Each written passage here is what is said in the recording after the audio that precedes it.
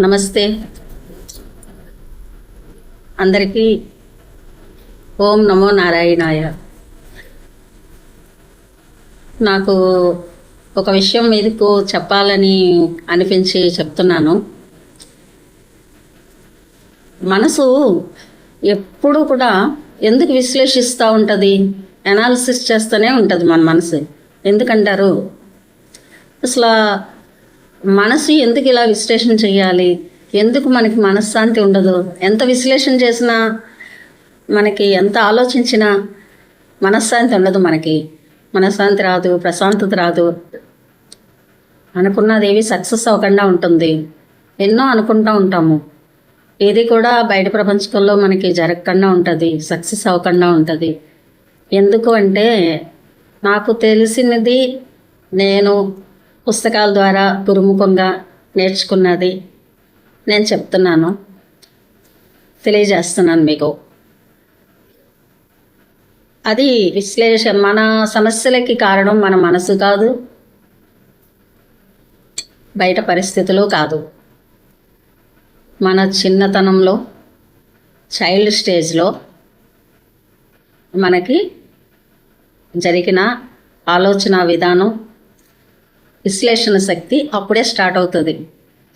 First పుట్టిన బిడ్డ దగ్గర నుంచి 3 ఏళ్ల వయసు బిడ్డ దాకా కూడా కాన్షియస్ మైండ్ అనేది వర్క్ చేయదు వాళ్ళకి. ఎప్పుడు కూడా కాన్షియస్ మైండ్ తన పని ఏంటంటే అనాలిసిస్ చేయడమే, విశ్లేషించడమే దాని పని. ఏదైనా ఒక దాన్ని గుర్తించడము, దాన్ని ఐడెంటిఫై చేయించడము నేర్పిస్తుంది. ఎప్పుడు నుంచి? ఒక 3 years వయసు నుంచి పిల్లలకి నేర్పిస్తుంది. 3 years వయసు పిల్లలకు ముందర, 3 years వయసు దాకా చిన్న బిడ్డలకి ఒక ఎగిరే పక్షిని చూస్తూ ఉంటారు ఆనందంగా. ఒక పువ్వును చూస్తూ ఉంటారు. ఆ పువ్వు వాసనని అనుభూతి చెందుతూ ఉంటారు, ఆనందపడటం. అంతేగాని వాళ్ళల్లో క్వశ్చన్స్ రావు. ఎందుకంటే కాన్షియస్ మైండ్ వాళ్ళకి యాక్టివ్ అవ్వలేదు అప్పటికి. కాబట్టి వాళ్ళు ఎప్పుడూ కూడా ఎంతో ఆనందంగా ఉంటారు. వాళ్ళకి విశ్లేషించడం తెలియదు, ఎందుకు, ఏమిటి, ఎలా అని విశ్లేషించడం అనేది జరగదు. కాబట్టి వాళ్ళకి ఆ న్యూసెన్స్, ఆ డిస్టర్బెన్స్ వాళ్ళకు ఉండదు. కానీ 3 years ఏజ్ దాటిన దగ్గర నుంచి కాన్షియస్ మైండ్ వర్క్ చేయడం మొదలు పెడుతుంది. అవి ఏం చేస్తుందంటే ప్రతిదీ నేర్పిస్తూ ఉంటుంది. ఇది పుస్తకము, ఇది చెట్టు, ఇది ఫలానా అని ప్రతి వస్తువుని, ప్రకృతిలో ఉన్న ప్రతిదాన్ని, మనుషుల్ని ఐడెంటిఫికేషన్ చేయిస్తూ ఉంటుంది. నేర్పించడంలో నేర్పించి ఏం చేస్తుందంటే, మనం నేర్చుకోవడం మొదలుపెట్టాక అది విశ్లేషించడం మొదలు పెడుతుంది. నీకు విశ్లేషించడం మొదలు పెడుతుంది. ఎట్లా విశ్లేషిస్తుంది అంటే, ఎందుకు ఈ చెట్టు ఇలాగే వంకరగా ఉంది, ఎందుకు వీళ్ళు ఇలా మాట్లాడుతున్నారు, ఒకవేళ మంచి చెడ్డ, వీళ్ళ చెడ్డదా మంచిదా ఇది అన్న ఒక విశ్లేషణ అప్పటి నుంచి మొదలవుతుంది. అందుకనే పిల్లలు చూడండి, 4 years ఏజ్ పిల్లలు, ఆ పిల్లలు ఏం చేస్తారంటే, ఏదైనా ఇస్తే నాకు ఇది వద్దు అని ఇసురు కొడతారు. ఏదన్నా వాళ్ళకి పెడతా ఉంటే వాళ్ళు నాకు ఇష్టం లేదు, నేను తిన్నా అని ఊసేస్తారు, లేదా ఇసిరేస్తారు. మళ్ళీ వాళ్ళకి కావాల్సింది ఇచ్చేదాకా కూడా వాళ్ళు దొల్లి ఏడుస్తారు. ఈ ప్రవర్తన అంతా ఎప్పటి నుంచి స్టార్ట్ అవుతుంది అంటే 3 years నుంచి స్టార్ట్ అవుతుంది. ఎందుకంటే వాళ్ళ కాన్షియస్ మైండ్ వాళ్ళకి ఆలోచనలు ఇస్తూ ఉంటుంది. నీకు ఇష్టం లేదు, నీకు ఇష్టం లేనిది తినకు, నువ్వు ఇలాగ చెయ్యి, అలా చెయ్యి అని చెప్తూ ఉంటుంది. ఆ గైడెన్స్ని వాళ్ళు తీసుకుంటారు. కాబట్టి కాన్షియస్ మైండ్ చెప్పినట్టుగా బిహేవ్ చేస్తూ ఉంటారు. ఆ ఆలోచనలు అప్పుడు అలా విశ్లేషణ వస్తుంది. దీనికి ఒకటి ఏమిటంటే, మనము ఆ స్టేజ్ నుంచి విశ్లేషించడం నేర్చుకున్నాం. విశ్లేషణ అనేది ఒక రకంగా మంచిదే, కానీ అది ఓవర్ అయిపోతే, ప్రతిదాన్ని అతిగా విశ్లేషించుకుంటా కూర్చుంటే ఏమవుతుంది, మన జీవితం స్ట్రక్ అయిపోతుంది. నేను చెప్పాను నిన్న వీడియోలో చెప్పాను, అనాలిసిస్ ఈజ్ పెరాలసిస్ అని. మన జీవితం స్తంభించిపోతుంది, పని ముందరికి వెళ్ళదు. ఒక వ్యక్తిని చూసి ఒక వ్యక్తి మీ దగ్గరికి వస్తే ఆ వ్యక్తి ఏదన్నా మీతో మంచిగా మాట్లాడుతున్నారు న్యాచురల్గా. ఏంటి కొత్త వ్యక్తి మనతో ఎందుకు ఇంత మంచిగా ఉన్నాడు, మనల్ని వాడుకోవాలనుకుంటున్నాడా ఏంటి అని అనుకుంటారు ఫస్ట్. ఆ అనుకోవడం అనే దాన్ని ఆలోచన ఏది ఇస్తుంది అంటే, కాన్షియస్ మైండ్ విశ్లేషిస్తూ ఉంటుంది అన్నమాట. ఆ విశ్లేషణకు మీరు సహకరించారనుకోండి, కాపీ పేస్ట్ అని విన్నారు కదా, ఒక వర్డ్ని మనం కాపీ చేస్తాం ఒక చోట నుంచి, మళ్ళీ ఇంకో చోట పేస్ట్ చేస్తాం కదా. ఆ టైప్గా ఈ కాన్షియస్ మైండ్ ఏం చేస్తుందంటే, ఆ వచ్చే ఆలోచనలు మంచివైనా చెడ్డవైనా మీరు అన్నారనుకోండి, సహకరించి ఓకే నమ్మారనుకోండి, వెంటనే ఆ ఒక ఆలోచనని సబ్కాన్షియస్ మైండ్లో కాపీ చేసేస్తుంది. కాపీ చేసేస్తే ఎగ్జాంపుల్గా ఒక వ్యక్తిని మీరు నమ్మలేదు, నీకేం చెప్తా ఉంటుంది మీ కాన్షియస్, వద్దు కొత్తగా ఉన్నాడు, మళ్ళీ ఏమో నువ్వు నమ్మితే మళ్ళీ మోసపోతావు, అంత త్వరగా నమ్మకు, నువ్వు కొంచెం నమ్మినట్టు నటించంతే, పూర్తిగా నమ్మకు నువ్వు అసలు, లేకపోతే మళ్ళీ నీకు నష్టం కలుగుతుంది అంటే మెసేజెస్ వస్తాయి, ఆలోచనలు. సరే ఓకే అంటారు. ఓకే అనగానే అది ఏమవుతుంది, ఆ ఆలోచన వచ్చి సబ్కాన్షియస్ మైండ్లో కాపీ చేసేస్తుంది. వితిన్ సెకండ్స్లో కాన్షియస్ మైండ్ కాపీ చేసేస్తుంది సబ్కాన్షియస్ మైండ్లో. అది మళ్ళీ పేస్ట్ అయ్యి ఎప్పుడు బయటకు వస్తుంది అంటే, మిమ్మల్ని ఎదుటి వ్యక్తి ఎవరు ఎంత మీరు నమ్మకం సంపాదించుకోవాలని ప్రయత్నించినా బయట వేరే వ్యక్తి మిమ్మల్ని నమ్మినట్టు నటించి నమ్మకుండా ఉంటారు చూడండి, అది ఎందుకు జరుగుతుంది అంటే మీరు ఇక్కడ కాపీ చేయించారు కదా, వేరే వ్యక్తిని మీరు నమ్మను అని చెప్పి ఒప్పుకొని కాపీ చేయించారు కదా కాన్షియస్ మైండ్ తోటి సబ్ కాన్షియస్ మైండ్లోకి. మరి అదే కదా పేస్ట్ అవుతుంది, మీరు ఏది కాపీ చేస్తారో అదే కదా పేస్ట్ అవుతుంది, బయట వ్యక్తమవుతుంది. అదే మీకు మళ్ళీ రిసీవ్ అయ్యి వస్తుంది అన్నమాట, అదే మీకు రిజల్ట్ కింద వస్తుంది. అంటే మీరు ఎదుటి వాళ్ళకి ఏమి ఇస్తారో అదే మీకు వస్తుంది అని పురాణాల్లోని ఆధ్యాత్మికంగా చెప్తారు కదా.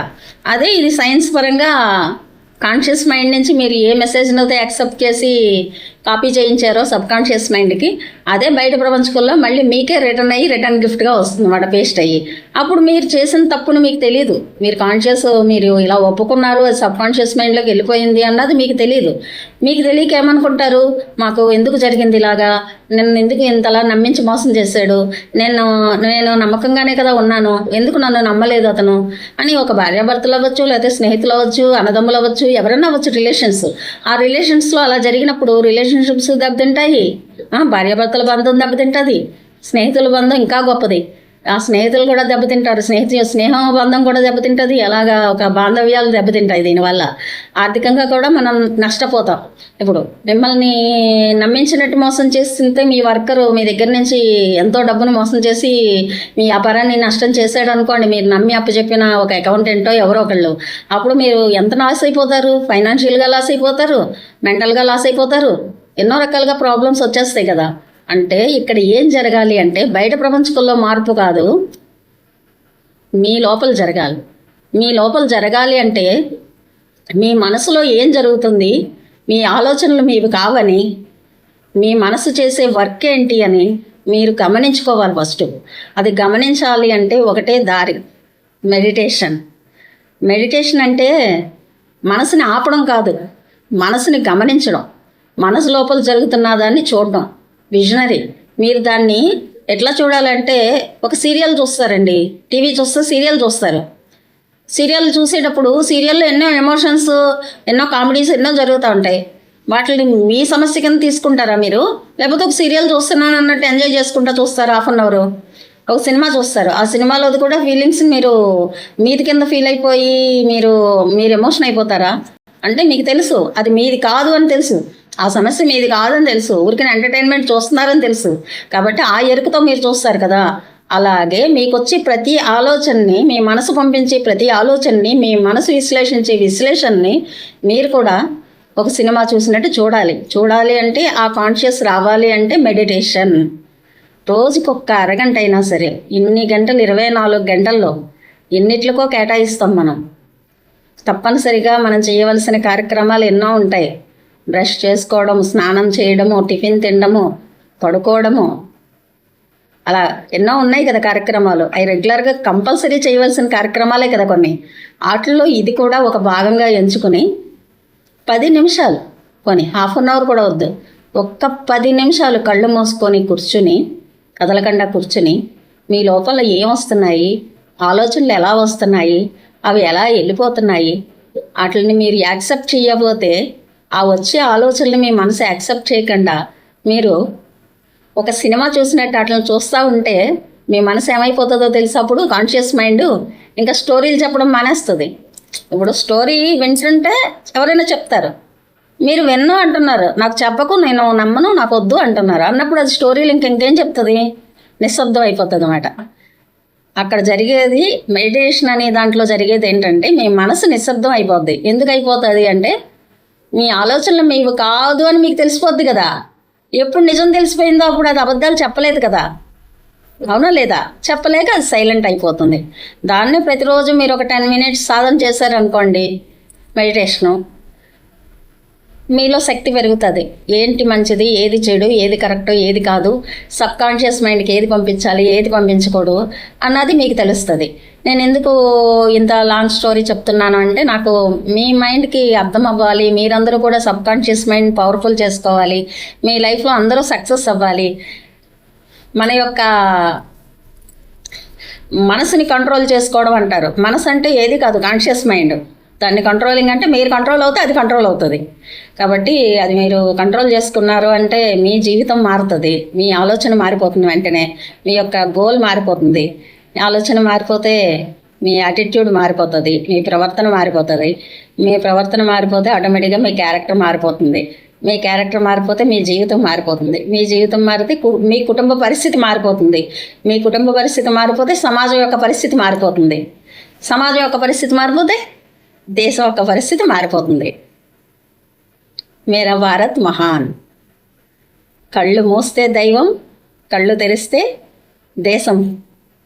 Okay, thank you very much. ధన్యవాదాలు.